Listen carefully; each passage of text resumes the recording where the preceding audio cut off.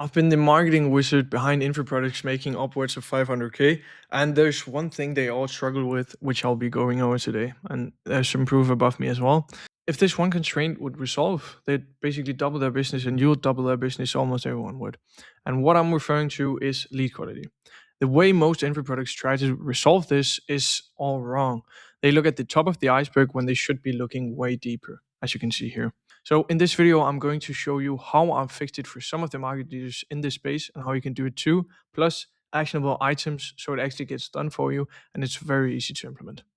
The typical ways of improving leads is by calling out a bigger revenue number or saying some different problems. The fix is basically, instead of are you making 10K a month, they would do are you making 50 or 100K a month. The other fix is swap the problem in the hook and keep everything else, which is completely wrong if you ask me. That is all great until you launch the ads and lead quality stays exactly the same. I've seen this happen multiple times. I've been an author of it myself because, kind of have to try things to know what works. And this happens because people at the bottom of your lead list, can still relate to the desire of money. The brain can't really comprehend if the number is 10 or 100K, but it can comprehend the desire of having more. That's why I typically see people struggle with this for a month on end without ever resolving it. What I'm going to share today is not some kind of magic pill that will make all bad leads disappear, but this is the exact framework I've used to resolve this for some very, very big names. Once you resolve bad lead quality, all the other metrics suddenly go up. It's all a big system feeding itself. You'll have more of your ICP leads, which leads to more meetings, which leads to more closes, which give you more case studies, which will make you have better marketing, which will then have a better pipeline, which will result to more leads, more meetings, etc. So let's get into how you can actually resolve this yourself and start having better lead quality in your pipeline. So I see hooks in layers and callouts. First layer callout, second layer callout, all the way down to the fifth layer, as you can see over here. And I'll be breaking down exactly what each layer is and how you can implement it as well. So these layers could also be referred to as some kind of awareness stages on steroids. The first layer is where you're probably trying to improve lead quality on right now. And it is the most obvious thing, revenue or market. Layer 1 is typically what I refer to as, are you a coach making 100K a month? No, but I certainly would love to be. It's the thought of your prospect here. The second layer, this is what happens when you're beneath layer 1, which was making money. And what usually happens when people make money in their coaching business is that they try to run ads to make even more money. So a layer 2 call out could look like, are you running ads to get more clients for your coaching business? This is harder for a low level prospect to desire, but your ICP can feel it because they are probably here. For the third layer, you might already get the point, but this is basically where we could refer to what happens after you start running ads. You get ad problems. What could that be? Lead quality, for example. A good layer callout could be, give me 8 minutes and I'll fix your lead quality. A strong third layer callout, because it only attracts people running ads with this specific problem, which your low level prospects cannot refer to at all. So layer 3 filtered people who have the problem, but there's the thing. A lot of people have lead quality problems.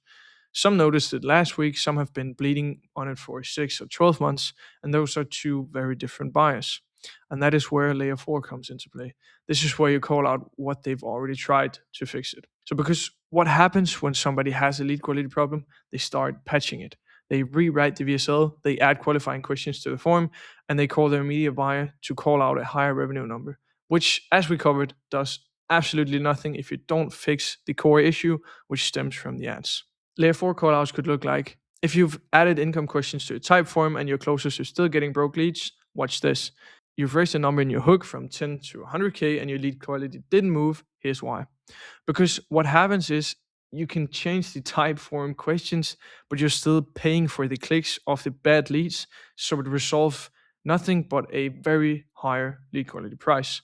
So notice what this does. At layer 3, the prospect thinks, yeah, I have that problem. And at layer 4, the prospect thinks, wait, how did he or she? No, I did exactly that. And that is exactly what we want to feed Meta. You're no longer calling out a problem, you're calling out their failed solutions. And only people deep enough in their problem to have already attempted fixes will recognize themselves in exactly this. So a beginner can't really fake this recognition because he never added the income question in the first place. So This is also where trust gets built for free. Because when you name their failed attempt and explain why it failed, their brain concludes this guy or girl understands my situation better than I do, so he or she probably has the next steps for me. You didn't claim authority, they handed it to you.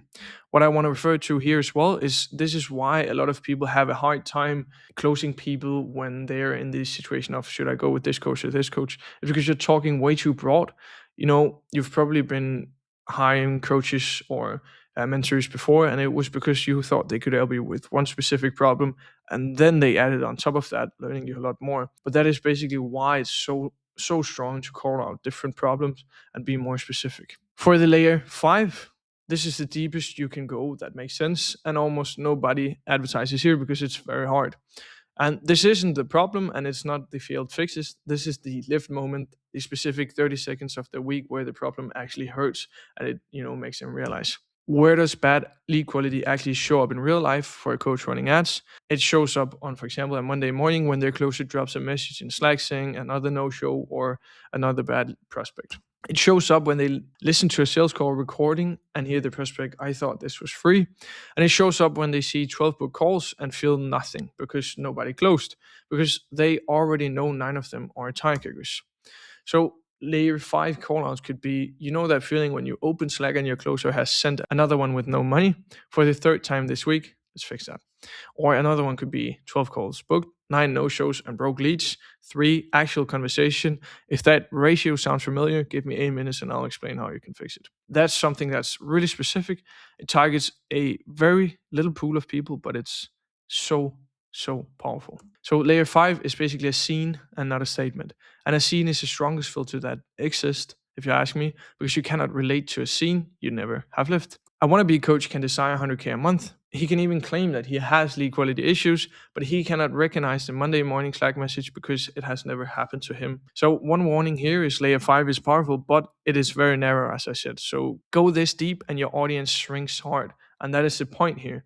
But it means layer 5 is for your best offers and high ticket funnels, not for filling, for example, a cheap webinar or a low ticket funnel. Everything above runs on one mechanism, and that is desire versus recognition. Desire, that is layer 1 callouts because they trigger desire, and desire is basically universal. That's why everyone can relate to them. Everyone wants money, everyone raises their hand, so including that is basically including the bottom of your list, whereas recognition is in layer 2 to 5 because recognition is exclusive. You can only recognize what you have already tried or lived. So the deeper the layer, the more lived experience is required to feel the called out, which filters the people running on desire or just like the tire kickers. I hope this makes sense now.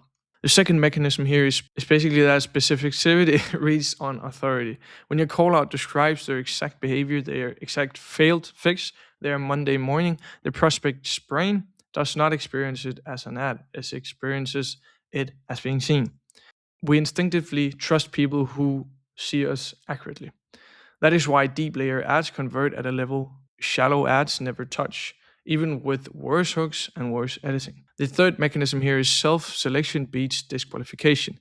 Most people fix lead quality by adding more questions to the type form, excluding people, longer forms, income questions, serious inquiries only, shit like that. If you just filter after the click, you've already paid for the bad lead, right? But if you filter before the click, you never pay a cent for the bad lead itself. The wrong person doesn't feel rejected, he simply doesn't feel spoken to, so he scrolls past it. Expect these metrics to shift accordingly though. So like the CPM will go up because the audience will become lower. This cost per lead will go up because audience is lower.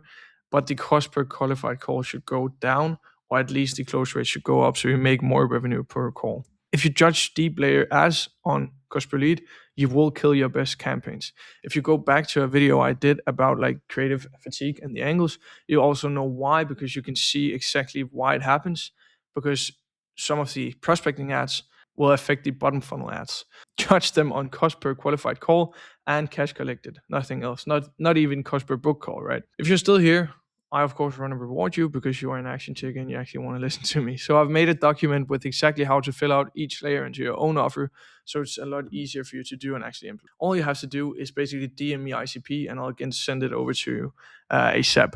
So I appreciate you watching as always, and I hope to see you in the next video where I'll share learning and two for myself running these kinds of ads. Thank you. Hey.